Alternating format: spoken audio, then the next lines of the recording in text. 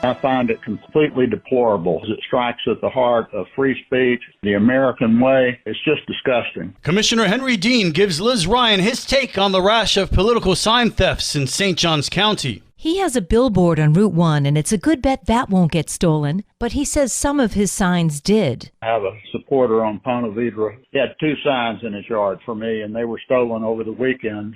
So it's not just happening to my opponent, it's happening to me and probably everyone else. He's referring to his opponent, Ann Taylor. Her signs were stolen, but the thief didn't know she planted GPS trackers in them. They were found on a dock in the Guana River. She reported this to the sheriff's office, and they're conducting an investigation. Candidate for state committee woman Amy Demi told me she feels getting a primo sign location is key. The incumbents have the upper hand because they have been working with the developers, and they get to put their signs up in all the prime locations. The grassroots candidates do not have this tied-in relationship with the developers, so it's slim pickings. They can't find hardly any locations to put their signs that are in easy-to-spot locations. Although stolen political signs are an election season issue, Supervisor of Elections Vicki Oakes told me, I have no jurisdiction over political signs at all whatsoever. Enforcement of state and county regulations are Department of Transportation, county code enforcement. And she says if your sign gets stolen, they're like regular personal property. They have to contact the sheriff's office and make a police report. What exactly are the rules and regulations regarding signage? Tune in tomorrow. I'll be talking to Code Enforcement Manager Officer Roderick Potter. He knows all about it. For St. Augustine's Local Morning News, I'm Liz Ryan. This local news is a service of your hometown Toyota dealer, Beaver Toyota, US 1 St. Augustine, here to wow you. I pulled this for 2 questions. One, it went up to $1 million. I wanted to know why. And then, is there any way to have this come out of the bed tax? Because we're trying to keep the beaches nice for the tourists. St. Johns County Commissioner Krista Joseph pulled an item from the consent agenda during Tuesday's board meeting. Commissioner Joseph wanted to take a closer look at a request to double the county's 3-year-old contract with Wolpert Inc. to provide topographic and bathymetric LiDAR imaging of the beaches.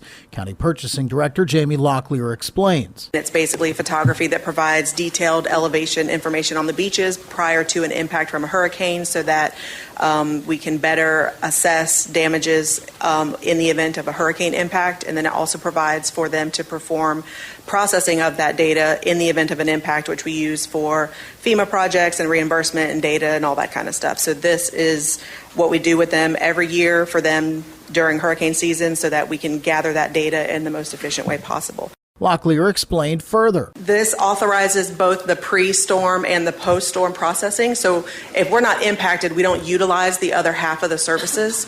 And the services are performed at the rates that are established in their contract, which we signed with them in 2021. There hasn't been an increase for this proposal, but we review those rates on an annual basis. But that's what's included in this proposal for this year's hurricane season. She even addressed the $1 million price tag. So this is not an increase to services that were unplanned for. This is an addition of this year's services to the previous years and the previous years. We have to look at the contract as a cumulative. So to date, since 2021, we've spent about $500,000 with this company. This year's services cost is about $490,000. Because of that addition, that's what creates the requirement for it to come to the board because it exceeds that threshold. That's that $510,000 to $1 million. It's not an increase to their services. It's not an increase to their prices. It's just capturing this year's services. The board ultimately passed the request unanimously. For St. Augustine's Local Morning News, I'm Daryl Moody. St. Johns County is seeking your assistance in assessing damage from Hurricane Debbie. The St. Johns County Emergency Management Department is seeking assistance from the public to document damage within St. Johns County resulting from Hurricane Debbie. St. Johns County Emergency Management Deputy Director Kelly Wilson. It's not going to get us any sort of federal assistance or funding or anything to do with our insurance, but it's simply a way for us to collect that data to see if there was any damage throughout the county for the storm. Wilson says having such a well-prepared disaster team made a positive difference this time. We had a handful of folks here in the St. Johns County Emergency Operations Center over the weekend and through the day on Monday, and things went very well.